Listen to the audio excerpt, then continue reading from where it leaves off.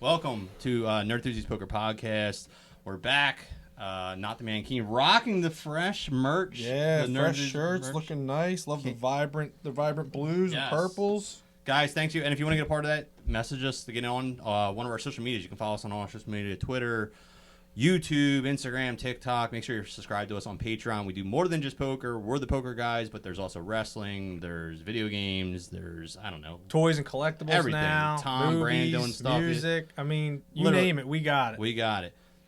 So, special guest today. We got a New Jersey, I'm going to call him a crusher, a New Jersey online live not even crusher. a grinder. He's a crusher. He is crushing dreams right now. Ryan Dodd in the house, New Jersey resident. What's up, man? Thank you for coming on, dude. Thank you for having me, guys. Cool. Appreciate it, man. So let's just dive in, man. How old are you? 24. This dude crushing 24 years old. I think when I was 24, I was like still grinding like 612 at Borgata, playing tight ass nitty poker, like folding everything 10s and under. Flash forward today is doing the same thing. Yeah. Seriously, I'm still grinding the low stakes. I don't got much to show for my fucking years of service. So Ryan, you're from New Jersey, obviously. Yeah. Let's start with this. How did you get into poker? Where did that start?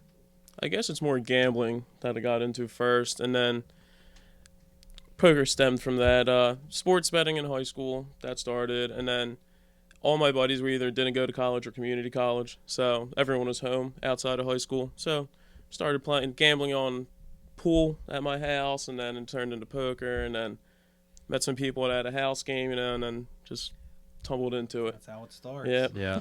The D-Gen background and now into the future D-Gen. Yeah. So you were live first, and then you got into the online world? Well, I started when I quit my job. Well, I umpired baseball as well as I worked at the Nike outlet in Blackwood.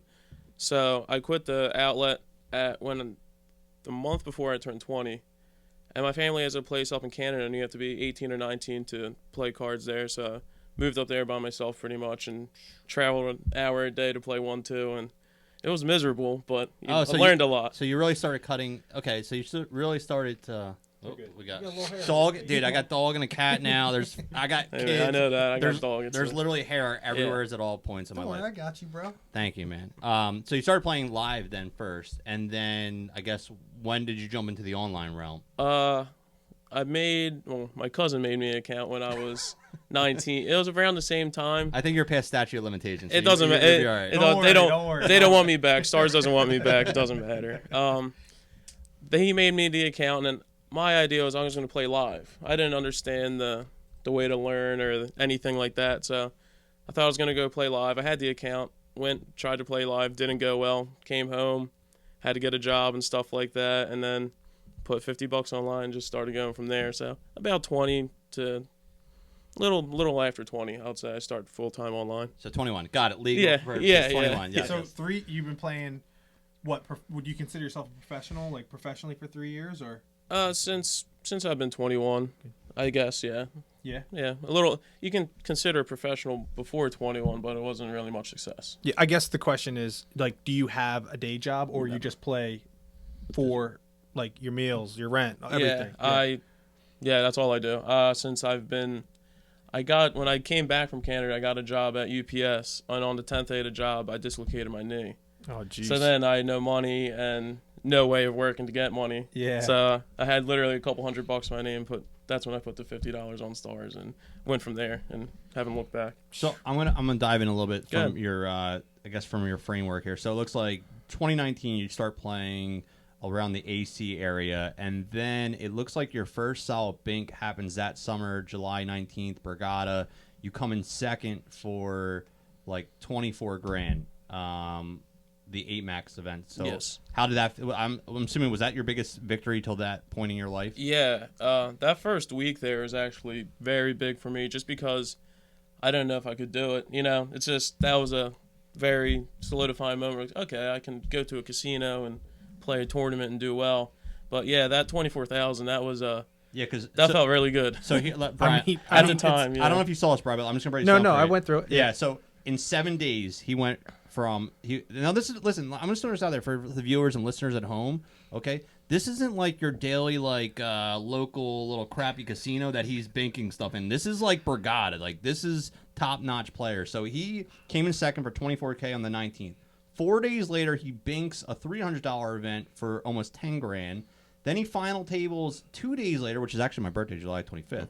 Nice. For $2,800, he final tables that again. Then he binks for another $15K in the second place victory the next day. So literally in a 7-day time span, just quick math on my head, he's got like $50,000 plus. So like, what do you do? What was you're 22 at the time? 21? I was 21. I was freshly 21. Yeah. Like when you don't have to tell us like your actual birthday, but like what month did you turn 21? Okay, so you were legal stateside for 2 months. Yeah. Go play poker like in a live event here, and then Bink like Bink. It's almost like you take someone to the casino for the first time, and they hit the slot, and they're like, oh my god, I can do this every single time. I couldn't imagine. So wait, what is that like? What did you do as a 21-year-old with $50K in your bankroll? Like what was that party life like for that summer? Nothing really, man.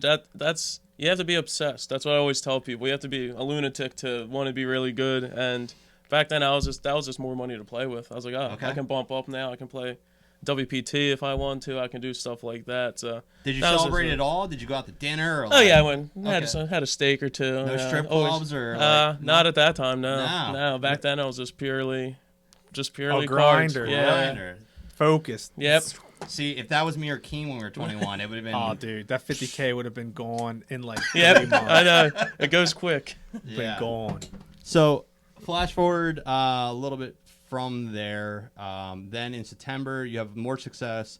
You hit 16 grand at the Brigada again. So Brigada is like your spot. Yeah, man, I love at this point. You're in 2019. You're absolutely just banking left and right, and then. So, this is before COVID, and then you hit another 17 grand in Brigada, a second place finish January 31st of 2020, and this is literally right before the pandemic. So that Harris was the last circuit stop. I remember. I was there as well. So I was there that same crazy. week. No one knew. And it was getting, I don't know if you're, we probably were at the same tables or whatever that week when that was happening, because I remember making day 2 of that, like, opening buy-in or whatever, it was $300 or whatever, and it was getting a little awkward at that point. Do you remember that? Like, it was like a little weird. Everyone was kind of joking about COVID, but like they're like, oh yeah, they're talking, but it was like, I remember, so it was like someone was like, one person has it in Cherry Hill, and everyone's like, ooh, that's bad. Like no one knew about like the actual ramifications of it. I just remember it was like so weird. Like it was just a weird feeling at the poker tables and then it's literally the same thing for me. It was the last event I was playing in, and then that happened. So then, we then you jump into online. So what happened there? You got no choice at that point. I was still living at home at the time, and luckily my parents had a pool, and I was just hanging out all day at the pool, maybe play a little cash online. Then tournaments, they were so good, and I would start at 6 o'clock and play till 2, 3 in the morning every day. That burnt me out a little bit. That one. It was great though. I couldn't online was. The Jersey scene was just ridiculous at that time. So now with the transition, and we've asked other people who've come on the podcast for this, like, did you find it challenging to go from being, having so much success as a live player and then kind of changing your game for online, or do you consider yourself a better online than live player? I just always say they're two completely different games. There's something I would do at a live table that I wouldn't think to do at an online table in a million years. So I'd always say that online is the best way that's where I got my volume in, learned, like, do this, don't do this type of deal. Test some things out. So I was always comfortable online, and I love the fact that you can play way more tables. It keeps you going. Pretty much whenever you want. You don't have to go anywhere. Yep. Exactly. Yep. So I'm just going to keep going down the line here. So, you didn't really, it looks like, so you went from 2020, we started, you had some like little binks in here, like 12K, 5K, 7K, and then it looks like it wasn't until the next year where you really just opened up the floodgates and you just started smashing. So was that first year a little difficult playing online? You said you'd had success, but was it mostly cash or tournaments or what? It was tournaments, but it was more just the volume games. Like they would have the 7K, that's guaranteed, obviously, 7K, and there's 20, 30K in the prize pool every night. So even those things, like winning one of those was a decent deal at the time because that would cover a week of buy-ins and everything. You're just pure profit from there on out. And you're living at home at this point, so you don't have like any over. No, luckily my parents. No bills. Yeah, nothing. never asked me for anything. Got me, fed me, clothes. I mean, that's one thing. That's one thing I always want to know, like especially for someone as young as you are now. Like when you made the decision to play poker professionally as like a source of income, like how did your parents respond to that? So I quit my job first, so they couldn't do anything about it. Yeah, well, I mean, you are an adult. Yeah, but still, I'm under, and that's how my dad was. I don't blame him. Under his roof, you're gonna follow my rules, kind of. I can't argue, and but I quit my job first, and that's when I moved to Canada. And obviously, I came back broke, and he was like, "All right, you're done. You did your little thing." I'm like, "No, like I'll be back. It's just a little time before I'll be back." So it took a little while for them to come to it, but I mean, they see your success, so that's when you have to put something out there to I get it. So I'm sure you're familiar. I don't know if you're a friend or foe. Germs, right? Online. Yes. Okay, so he's a friend of mine. Okay. But he always says, and I know he's got a lot of haters out there, but he's got a lot of lovers too. So he's got a divided fan base. But one thing he always said to me that stuck to me is like, everyone loves a winner. Like you know what I mean? Like that he said, because he's the same thing. He's a professional, plays. His wife works, but he's professional, and he's like, dude, everybody loves a winner. Like you got to prove yourself pretty much out there. Like that's how it is. No one wants to see a struggler. Like they want to see a winner. Fruits of your efforts, basically. Yeah. Shout out to Germs, by the way, if you're watching. Okay, so going on from there. So now we go into 2021, and it looks like this is like you just crush from this point. April 25, 21. I think this is where I saw you a little bit online. I was playing obviously during COVID too. I wasn't really putting in much volume, but I was playing, and so I recognized the name. But then I think what caught my interest from the U.S. poker side of things was you shipped that circuit main event for like $51,000 in April of 2021, and that's what I think brought me onto the radar. I'm like, okay, I got to start paying attention to this dude because he's obviously me and Brian, even though we are not bracelet winners, we've been around the game for the last 20 years now. Yeah, wow. So like names, people, like I've seen people come and go. Like there's flash in the pans where they're hot for a year and then like you don't see them for like 10 years. Exactly. Like, what happened to that dude? And most of the time they go broke or whatever. But when I started seeing your name consistently, and I was like, all right, this dude's not going anywhere, and so we got to start reaching out to him. But so you win the 51,000 there. So was that was your first circuit event win? I know the 2K's right around that. I don't know if it was before or after that. So the main was first. The main was first, and then you hit the 2K. Like a couple weeks after, I think. Oh, that was also what I remember writing this and looking at this. So you hit 51,300, and then like a month later, you hit $51,268. It was like I didn't realize it was that close. Yeah, it was like almost the exact amount that you won. So you won basically like 2 circuit events in like a month. So how was that? Was that something like a bucket list thing, or you just didn't care? You're like whatever. It was just there. Anything close enough for online, I'm gonna play. So I saw it, I was playing. I remember it was a bad Sunday too for the main. That was my last table at like 10 or 11 o'clock, and usually that's not gonna be good for the night. And I remember switching my laptop when I played that table and ended up winning it. That felt good. That was a really good one. Wow. Do you think because like you were like hyper focused in on the last thing? Because I know that feeling. Like it's like 9:30 and you're like, oh my god, I'm not, like it's like you're on your last game. You're like, I have to literally. You like start calculating. You're like, all right, if I come in third place, I can make $12 profit for today. Not really. It's just I'm so used to the multi-table at this point. Like anything under 5 is essentially pretty much one table in my head. Okay. But once it gets to the 10 or 15, you need to be really laser focused. Is that your standard 10 to 15 tables? It differs on days, but on Sunday you'll get up to 20. That gets a little out there. God. I'll play all the satellites too, though. I can't help myself. How many screens are you running? I have one. It's a giant Samsung. It's like a Really? 52-inch or something. Okay. Yeah, it's perfect. There's a little overlap, but it's fine with me. How's your, just a little side note, how's your issues been with like New Jersey Online playing, like any computer issues? I live so close to the river here that I have a lot of geolocation issues. I'm all right. WSOP has that message that pops up, Yeah. that location. It's just, that's annoying, but knock on wood, I've been all right on everything else. Okay, cool. And then, all right, so then we go from there. You go out to Las Vegas. Now, was that your first time in Las Vegas in June of 2021? No, I've been out there a couple times, but never. Like, I took a couple trips with a friend, and then like one time for poker, but it was just smaller circuit events before. And so you play the, was it MSPT? Yeah. At where's that at? Was that It Venetian? was Venetian Palazzo right there. Yeah, and so it's $1,100 buy-in. You banked that for second place for almost $250,000. Well, almost $250,000. That What's that like, dude? It felt good. At the time, it didn't really sink in.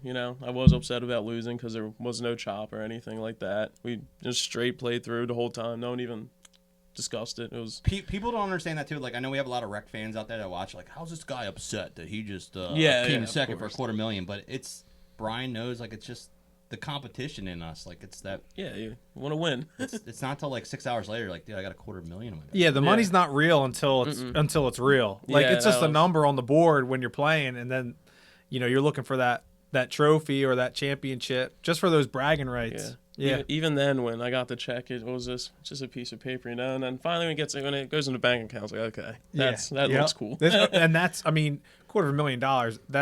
That opens up so many more possibilities. So what? Okay, so did you do anything with the $250,000? Did you buy anything? I bought a house. Oh, well, there you go. Right next to where I actually grew up. So I still live, not with my parents, next door to my parents, but close enough for, get my laundry done and stuff like that.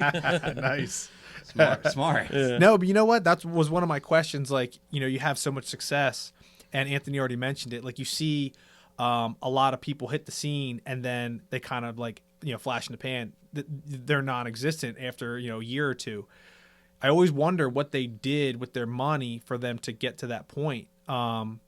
So like the gambling. Of course. That's but so many.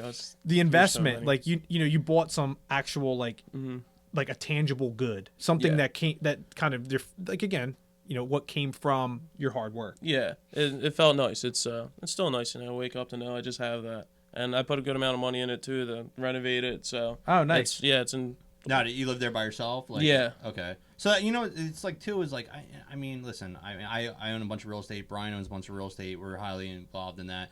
And I would say this, like, I think the best thing about that, especially as a poker player, if you bink, like, even if you buy something, it's worth it. Because here's the thing. Worst case scenario, you have a fucking horrible downswing. You could always rent out a room and pay the bills that way. Like, you could always rent out a subrent a room and make your, like, at least your nut every month to cover your gas, electric, and, your food to survive. Like, and I think that's the best investment for players. I always hear players, like, doing stupid shit. I'm like, dude, buy a property with 3 bedrooms. Yeah. Because worst case scenario, you can find someone else and just rent it out and pay that nut every month. And honestly, like, it doesn't really depreciate in value, like, depending on the market. But, like, you buy a house for, say, $200K, it's going to be worth close to $200K 10 years from now. Yeah. It doesn't really depreciate. Yeah, even if you lose 20 grand on it, 30 grand on it, it's like you still have that money just sitting there. You didn't blow it on like the craps table exactly. At the win on Thursday night, And like you said, it's not like you are spending it, but it's just like it's like a bank account. Like, it's a fallback plan. Yep. So man, you're smart, dude. You that's great. All right, so then moving on from there, you have so that was okay, so again, you're like you looks like you go in like volume, man, because like you're in Vegas at this point. That's June, and so you have that, and then you have another bank for $27K in Vegas, like less than 3 weeks later, and then it looks like I guess you stayed out there for the main or for the WSOP. Yeah. So you were out there for a while. Yeah, that was a long trip. And then while you're, I don't know if was that out there or were you back home that you hit your third circuit event? That was home. That was the online event. Okay. And so, did you play the main while you were out there? I did last year, not what year is that? 2021. I did not play in 2021. No. So why didn't you play in 21? Because I feel like you had all the money then. Why was there a reason you didn't play that year? The vaccination thing. Yeah. We got to figure out. Okay. Yeah. Not gonna get deep into it. That's just personal right. choice. I get it. COVID's so fucked up. It all fucked up everything for like 2 years. Exactly. It like drew battle lines between people too. Well, like the vaxxed versus the unvaxxed, and it was like let everyone live, man. Yeah. What happened to like freedom of choice? Exactly. You know what I mean? Like. So now, so then you played the main this year. Yes. In 2022. Yes. How was that? No luck. Busted day one. I actually folded King's pre-flop for the first time live. Really? It was like level, it's 2-hour level, so it was probably around level 2 or 3. And yeah, I got 5-bet jammed on.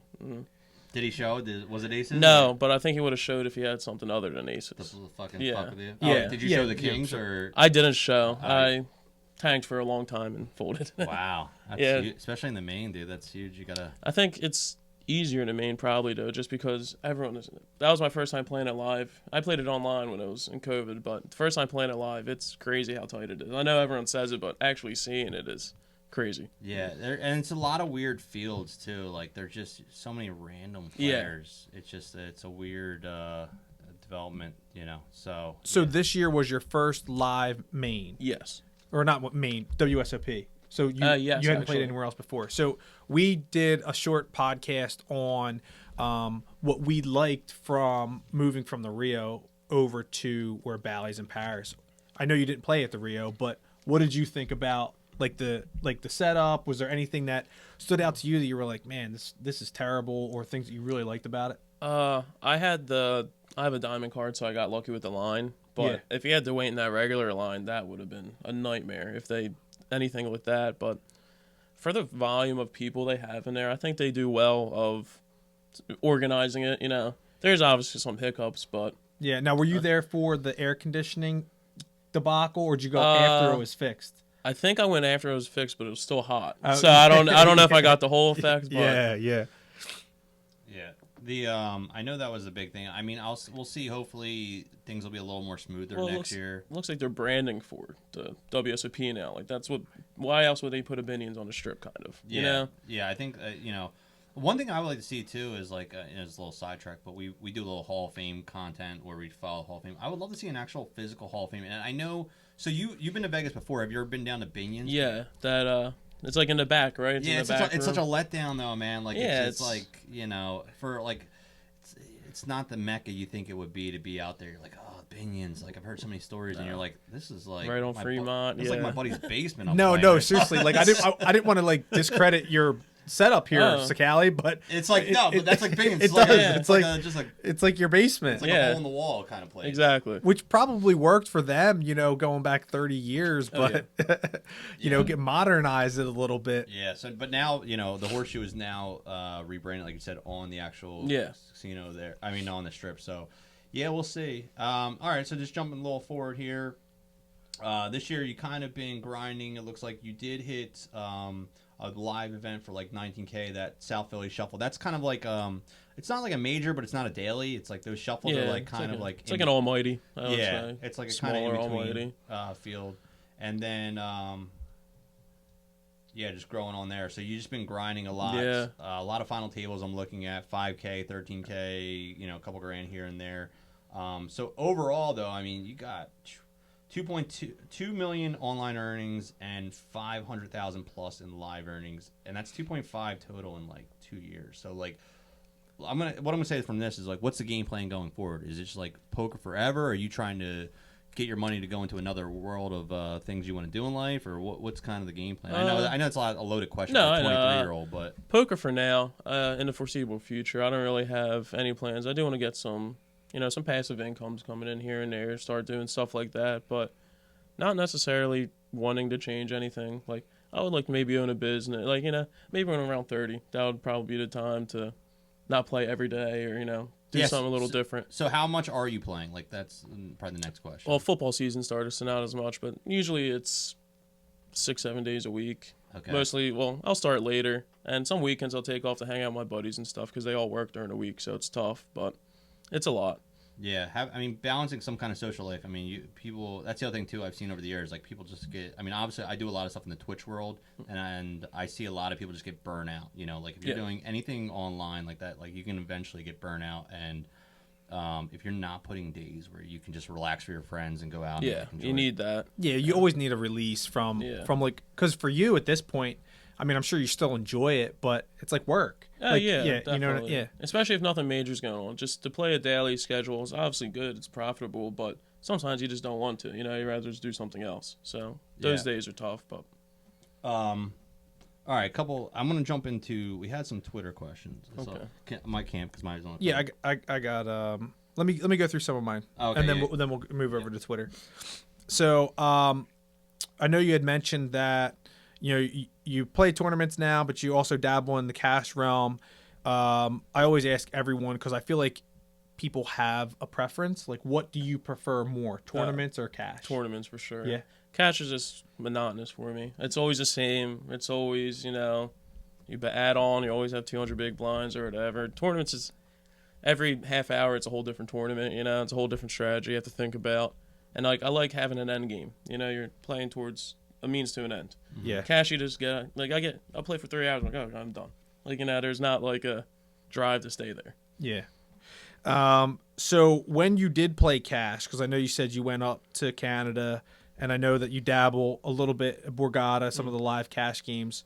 If you don't mind saying, like, what is the most you've won in one session at a cash game?